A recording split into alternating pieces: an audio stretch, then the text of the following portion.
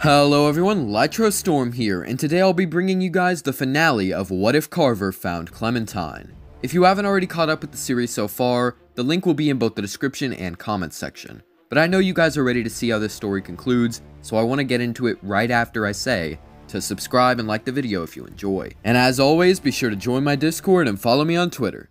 Links in the description.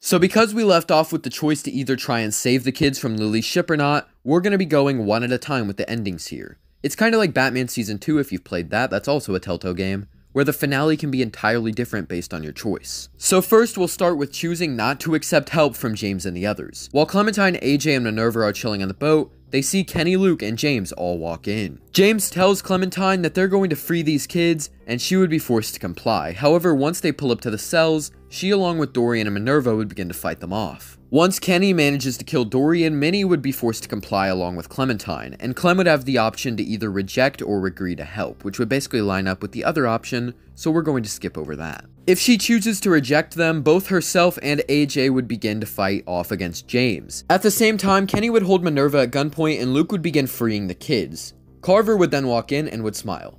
"Hey there, Kenneth." He grabs Luke and holds him at gunpoint. He then calls the fighting to a halt, but is hit in the side by Violet, letting Luke free himself. At this point, Violet and the others all escape the ship, with Carver, Minerva, Clementine, and AJ attempting to fight against Kenny, Luke, and James. James is able to beat up Clementine like he did in the cave in the actual game and would stop AJ from intervening as well. Meanwhile, Minerva and Carver would both be able to stop Luke and Kenny and fight them to a standstill. This does lead to Luke slashing Carver's arm with his machete, so he retaliates by shooting him in the chest. Luke falls to the ground, and Clem, AJ, and Minerva all help Carver to retreat to the top of the ship. They make it up there and find Lily and Bonnie. They had both held each other at gunpoint, and Joan and Abel would also be standing there. James would then return, throwing a knife at Lily.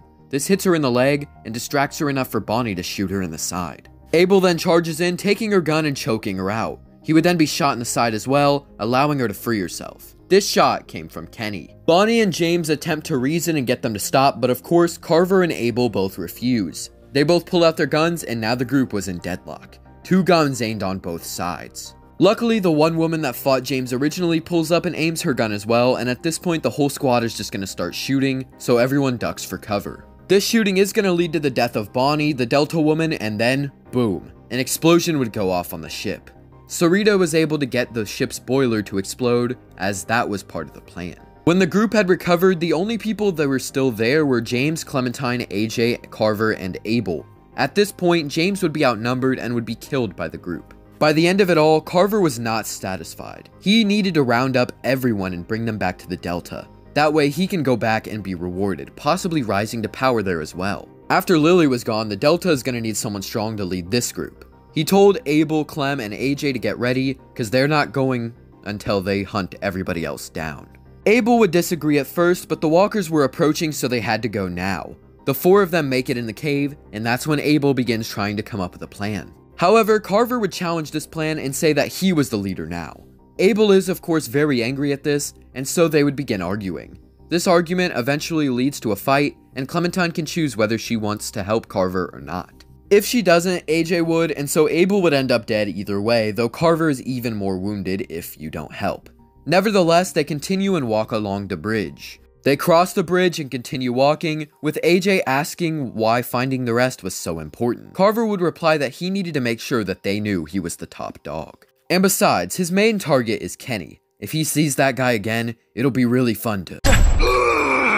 Carver is then shot in the leg and falls to the ground. From the bushes would be Kenny, who would slowly walk toward them, saying that they got Sarita killed.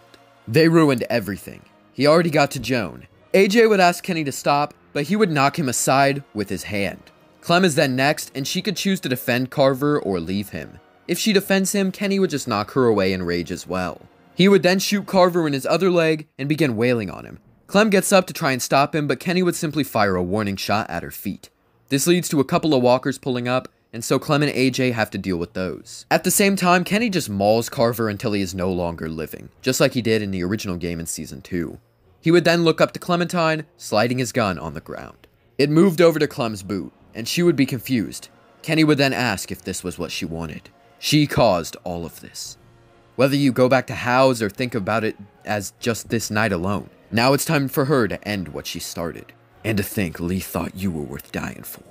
At that point, Kenny had no strength left in him, whether physical or mental, and he just wanted it all to end. Clementine picks up the gun and chooses whether or not she shoots Kenny or leaves him. Either way, you manage to return to the ship with AJ, and the two sail out of there alone with no idea where to go. And that is going to be the first ending. So now we need to go all the way back to the beginning when you choose to make the plan to free everyone. The herd pulls up, which Clementine knew would happen, and so both herself and AJ begin opening the cells. At the same time, Minerva would look a little bit conflicted when Clementine looks at her, but she would then decide to go distract the others from the Delta to buy them some time. All the kids begin running out of the ship, thanking Clementine as they do. She would then hear Minerva in trouble at the top of the ship, and so she would head up there with AJ.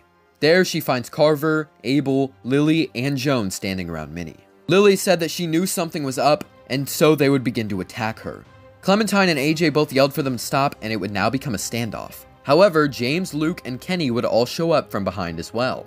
Now it would be a 6-on-4.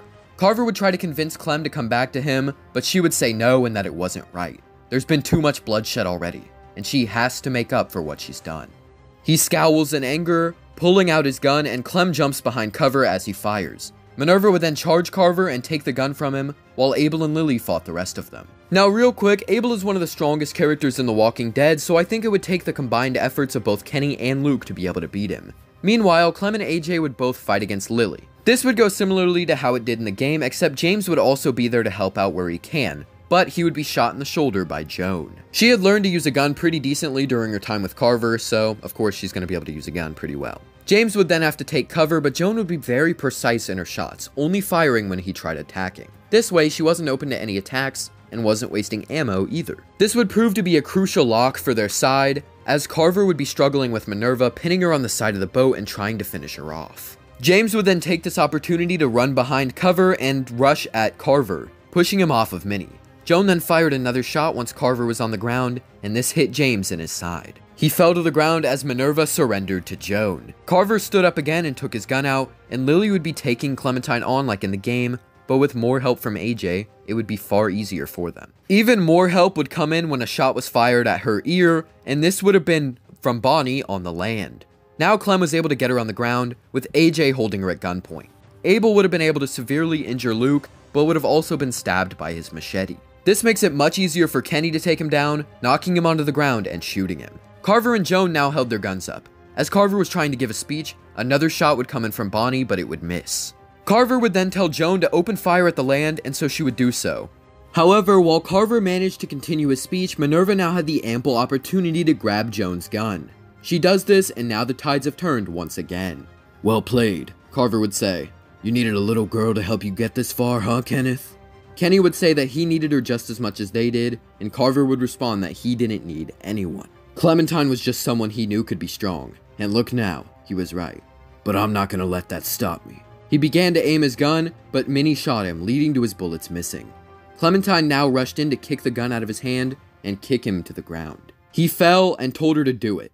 Finish what she started. The apprentice becomes the master, or something like that. Clementine has the choice to either give in and kill him, or leave him in his crippled state. Either way, the rest of the group leaves, beaten up pretty badly. The night would continue with Luke and James both helping each other walk, and Minerva, Kenny, and Clem trying to cover them. Sadly, this would lead to Minnie getting bitten on the arm before Clementine shoots the walker. They would make it into the cave, where they would find Sarita and Bonnie. Minerva talked about her arm and said that she was gonna die, but Clem said that there's a way to stop her from dying if they hurry. However, Minerva knew the area decently well. There wouldn't be nearly enough time with all the walkers coming after them. And so, she chose to stay back to fight them off in the cave while the rest of them escaped. She does tell Clementine to tell the others that she missed them, and that she is sorry for leaving. Luke gives her his machete, as she didn't have the axe this time since she wasn't there when the rando died, so she couldn't pick it up. But yeah, now she's got the machete, and so the group would now press on until they make it to the bridge. They would have to throw James across, which would injure him more, but it was the only way for him to live. Bonnie would jump the fence only to be separated from the rest of the group, and they would all climb the little rocky area, but this is where James would be out of luck. There would be no way for them to get him up there, and so he would tell them to leave him behind. They argue, but eventually are forced to do so. However, Clem, who made it to the top already, shoots him in the face to make sure that he doesn't suffer. Or she doesn't, either way. Kenny, Sarita, and AJ, and Luke would make it up to the top, though Sarita would be bitten on the leg. They would fight their way into the barn, but without the axe or machete, Sarita's time was coming no matter what. The rest of the group would focus on killing the walkers as fast as possible so they could escape, and eventually would do so. Once arriving at the school, Sarita would be showing slight symptoms of her transformation, and it would be another sad loss for Kenny. He would blame it on Clementine almost entirely, but Sarita made it known that she had also helped them. She told Clementine that she forgave her, and once she was gone, Kenny would have to accept that. Eventually, Kenny would be forced to put her down, and the rest of the school's judgment on Clem would show. She is the reason they all got found and taken and why some of them were killed, but she also helped free them in the end, and while it wouldn't undo the damage, it does show that she wanted to make up for it. Some people would dislike her, some would be neutral, but that's just how it's going to be. And I think that that's the perfect way to end this story. Both endings honestly result in a bad outcome, just one far less so. I think the meaning of this story overall is just to show you how much damage you can do by making negative choices in life. No matter what Clem does now, she still led to the deaths of so many people during her time with Carver. So it really is a bittersweet ending. And if you stick with Carver the whole way, it's even worse, as basically everyone dies except for the kids and some others, but they're mostly ambiguous. And now Clementine and AJ are just forced to sail around. Unless there were like schematics or like locations and maps and stuff in the ship, then they might be able to. But even then, if they're just in the Delta, that would suck, man. But yeah, guys, this series has been both incredibly fun and challenging to write, so hopefully you all appreciate my hard work. If you did, be sure to subscribe to see more Walking Dead content in the future. But as always, tell me if you like this series, comment your requests for future videos, and subscribe. Thank you for watching. Have a great day.